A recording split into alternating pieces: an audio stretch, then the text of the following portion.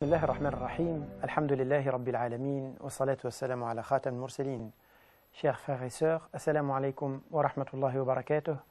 Bienvenue autour du Coran, dans cette émission Lumière du Coran, dans laquelle nous allons nous pencher sur un passage tiré de Surat al-Kahf, la caverne, la Sourate 18, un passage qui va du verset 10 au verset 22, et dans lequel Allah subhanahu wa ta'ala nous fait part d'un récit, un récit qui est très connu sous le nom des 7 dormants, Ashab al-Kahf.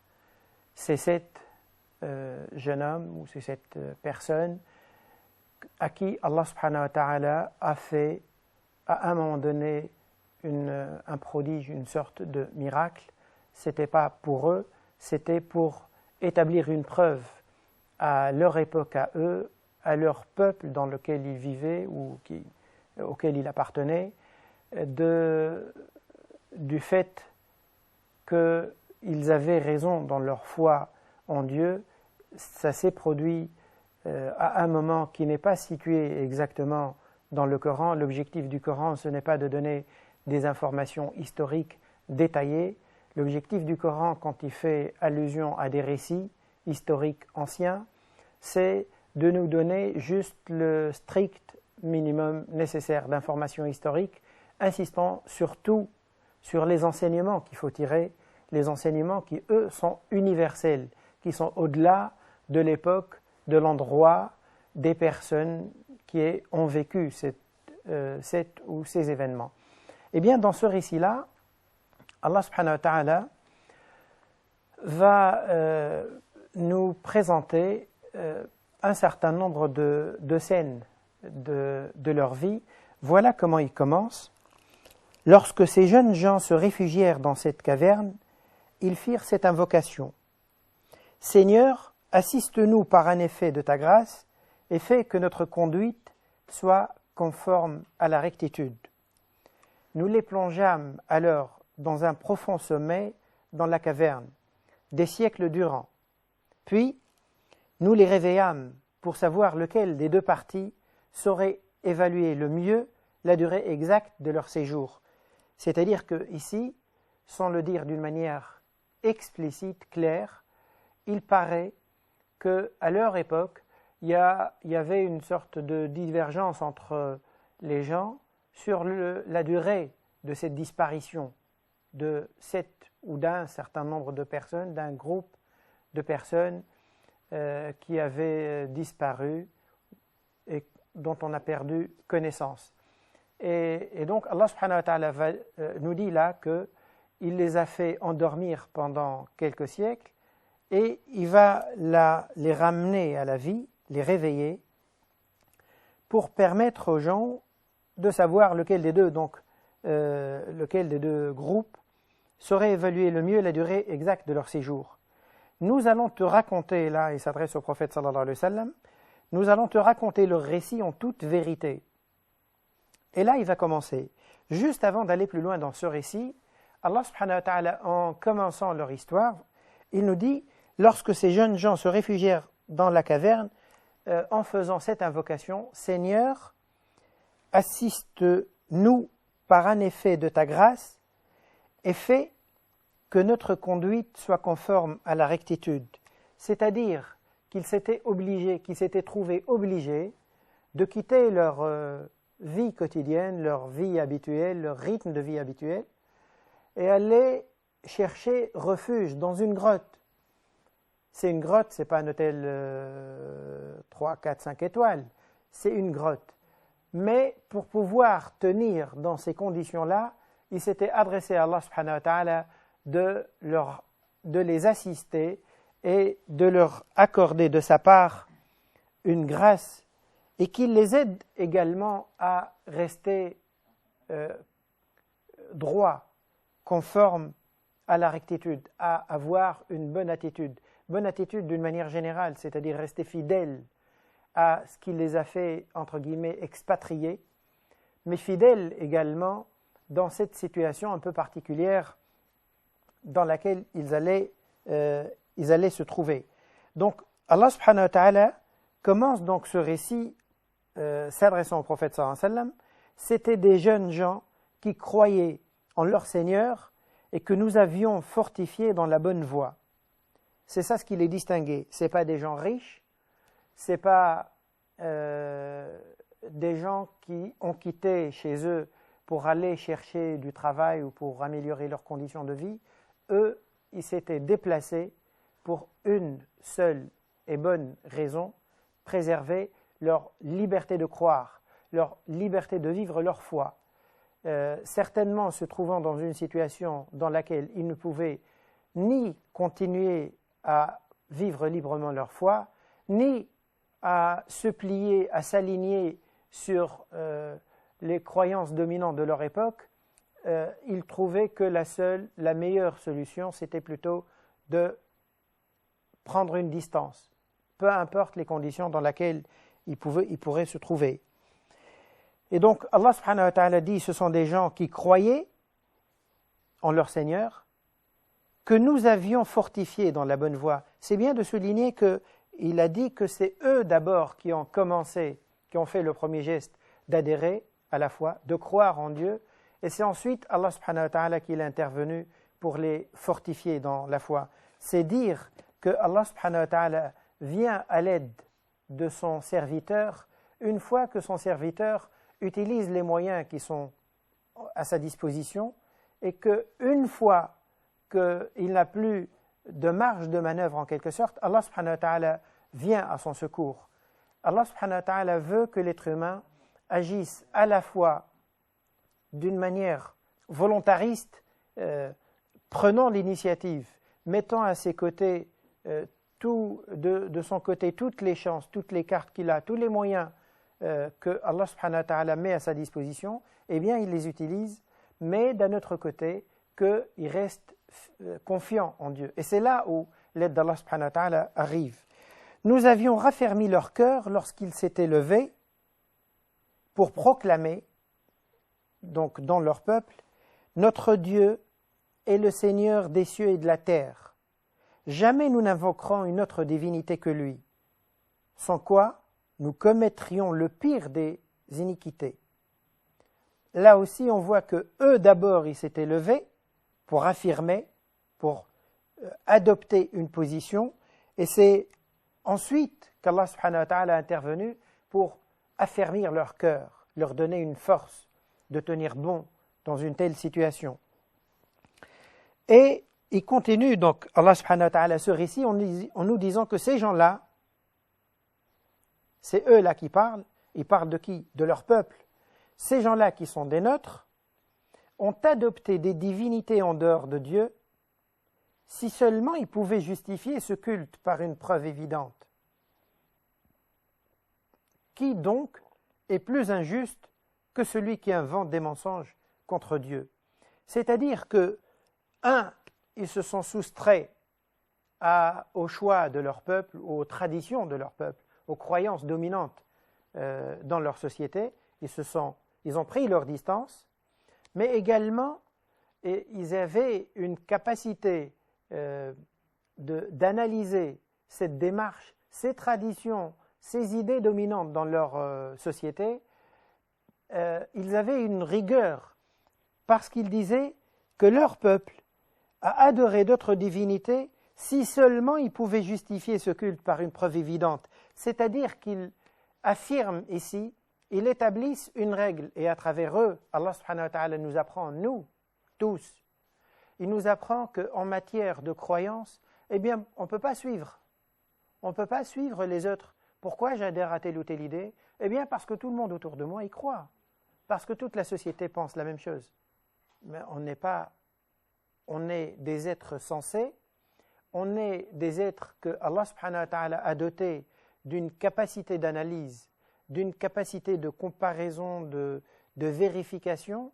Il nous a donné une rigueur et il veut qu'on utilise cette rigueur. D'ailleurs, on l'utilise, nous, dans la vie de tous les jours. Lorsque l'un de nous, par exemple, a envie, a besoin d'aller acheter un produit, une marchandise quelconque, et il se trouve dans une situation où il y a sur le marché du vrai, du moins vrai, du bon, du moins bon. Eh bien, là, il se montrera carré, il se montrera rigoureux, prudent, et il fera une enquête pour pouvoir vérifier qu'est-ce qui est bon, qu'est-ce qui est meilleur, eh bien, Allah subhanahu wa ta'ala nous dit qu'en matière de pensée, de position, d'idées, de croyances, l'être humain et le musulman, particulièrement, doit avoir cet esprit de rigueur. Il ne doit croire que sur la base d'une preuve, d'arguments, de vérification. Ces gens-là, ils reprochaient à leur peuple d'avoir des croyances sans qu'elles reposent sur quoi que ce soit, sans qu'elles soient fondées. Nous reviendrons, incha'Allah, à l'analyse de ce passage dans quelques instants. On marque une petite pause et nous revenons, incha'Allah, dans quelques minutes. Barakallahu fikum.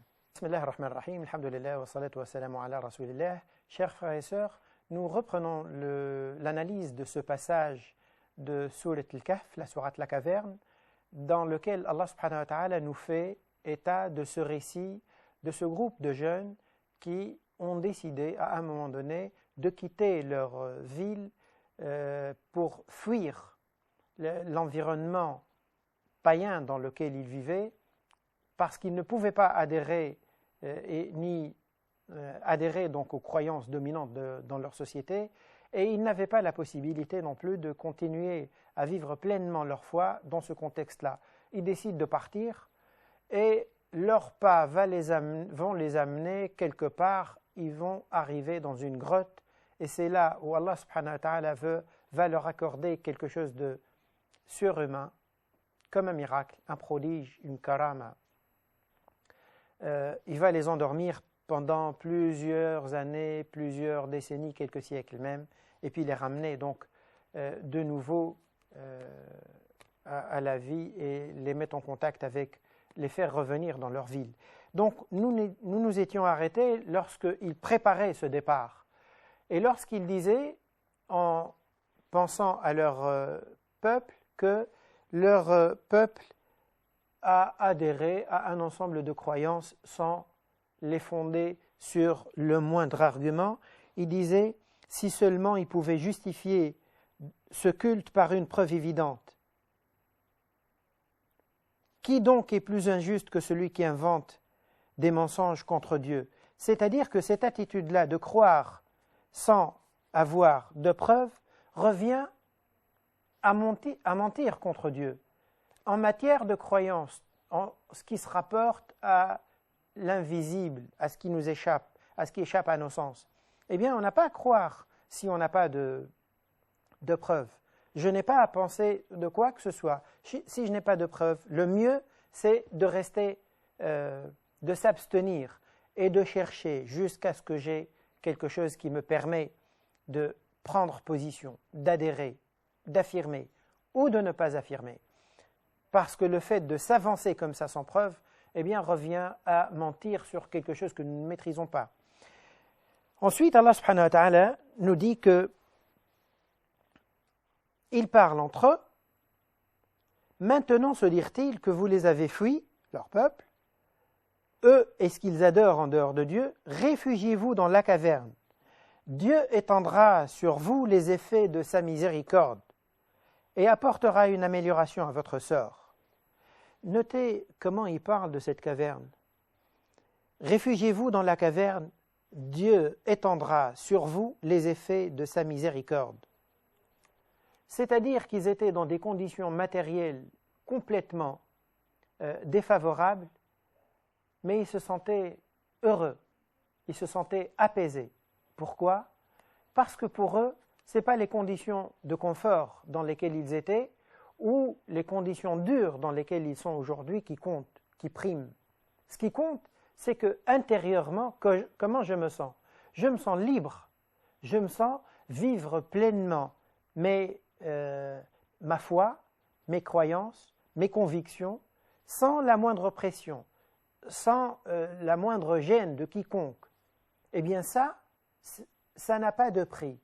Le fait de pouvoir se trouver, peu importe le contexte après matériel dans lequel on est, quand on a ce sentiment-là, eh bien ça procure un bonheur inestimable.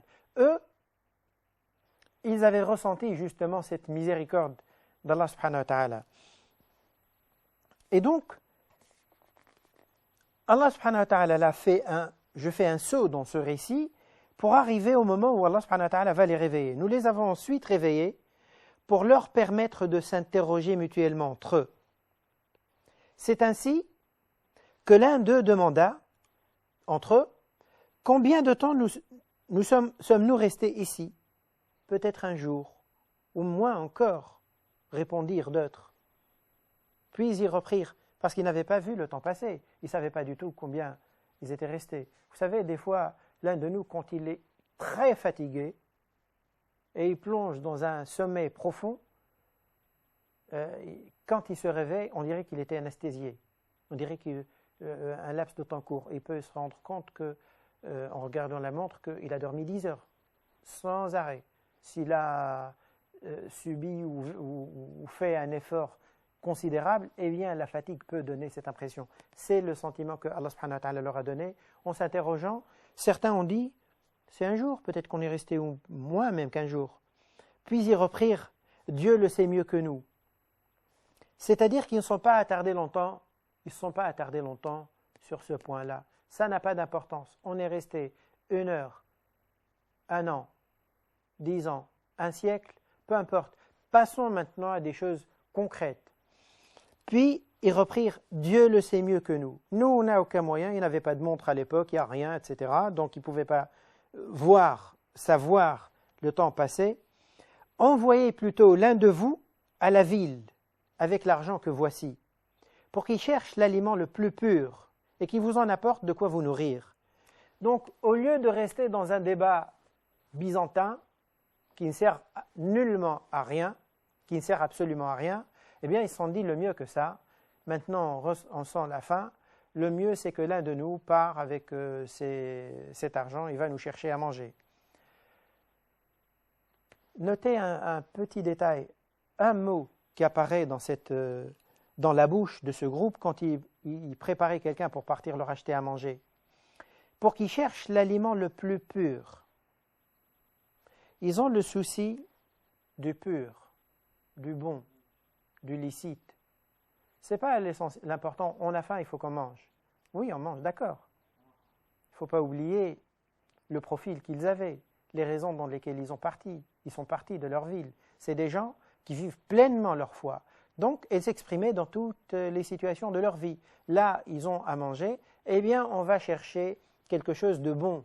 Bon, pas au niveau du goût, bon par rapport à Dieu, de licite, de halal, de pur. Pour qu'il vous en apporte de quoi vous nourrir. Et regardez la deuxième instruction qu'il lui donne. Qu'il agisse avec tact pour ne pas révéler à personne, pour ne révéler à personne votre retraite. Car si vous découvrez, ils vous lapideraient, ou vous ramènerez à leur culte, et vous ne parviendrez alors plus jamais à la félicité, c'est-à-dire au bonheur. Si vous revenez à les suivre, vous avez tout perdu. C'est-à-dire qu'il recommande à celui qui va partir d'être prudent, de ne pas attirer l'attention, pour ne pas se trouver, après tout ce travail-là, tout cet effort-là, se retrouver de nouveau entre les mains de ceux qui allaient leur mettre la pression et les forcer d'adorer les croyances de leur époque ou de leur société. C'est curieux de voir comment dans ce contexte-là, dans cette société, la majorité de la société, comment elle se comporte. C'est-à-dire, elle se sent incapable de tolérer une petite poignée de gens rien que parce qu'ils ont des croyances différentes. Eh bien, ça les agace, ça les dérange et ils veulent leur mettre la pression pour les forcer à rentrer dans un moule, celui de la société. C'est classique cette attitude. Malheureusement, que des fois, à l'époque de post-lumière, à l'époque des chartes et des droits, eh bien, des fois, le musulman peut se trouver dans des contextes qui lui rappellent un peu cette situation de pression, que je ne peux pas vivre à l'aise, pleinement, une différence, parce qu'il faut que je rentre dans un moule. Eh bien, ils vont partir faire les achats pour leur nourriture, et Allah subhanahu wa ta'ala nous dit, c'est ainsi que nous avons fait connaître leur retraite, pour bien montrer aux habitants de la cité que les promesses de Dieu s'accomplissent toujours, et que la résurrection ne fait pas l'ombre d'un doute. Qu'est-ce qui s'est passé? Eh bien, comme ils sont restés longtemps, la monnaie qu'ils avaient entre les mains n'était plus valable. Donc par la monnaie, ils se sont fait découvert. Et Allah subhanahu wa ta'ala a voulu montrer à travers eux une preuve aux habitants de cette ville que, eh bien, ces gens-là, ils ont une preuve qui remonte à quelques siècles et ils sont en vie, comme nous. Ça veut dire que lorsque les prophètes parlent de possible retour à la vie, même si nous, ça nous paraît impossible, nous avons une preuve matérielle. Eux, ils avaient une preuve matérielle. Allah subhanahu wa ta'ala a voulu faire de ce prodige, de ce miracle-là, une preuve matérielle de la possibilité de la résurrection, du retour à la vie. Ce passage est très riche en enseignements. Je vous invite à continuer vous-même cette réflexion en allant plonger dans ce passage du verset 10 au verset 22 de Surat al-Kahf, la sourate 18, sourate la caverne. Barakallahu fikum pour votre attention. Wassalamu alaikum wa rahmatullahi wa barakatuh.